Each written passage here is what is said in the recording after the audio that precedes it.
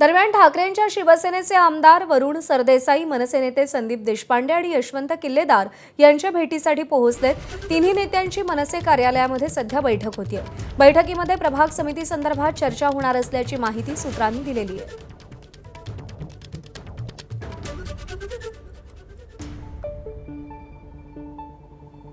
वरुण सरदेसाई, संदीप देशपांडे आणि यशवंत किल्लेदार यांच्या भेटीसाठी पोहोचलेले आहेत। प्रभाग समित्यांसंदर्भात या बैठकीमध्ये चर्चा होईल अशी शक्यता सध्या वर्तवली जाते। दरम्यान दोन भावांमध्ये सध्या जो अबोला आहे किंवा जो दुरावा आहे त्या सगळ्या संदर्भात काही मध्यम मार्ग यातून या भेटीतून निघतो का हे देखील पाहावं लागेल।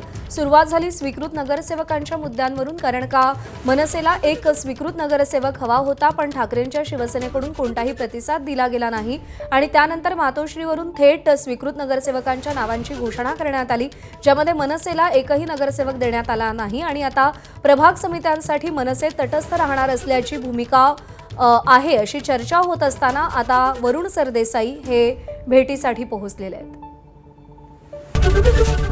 एबीपी माझा, उघडा डोळे बघा नीट।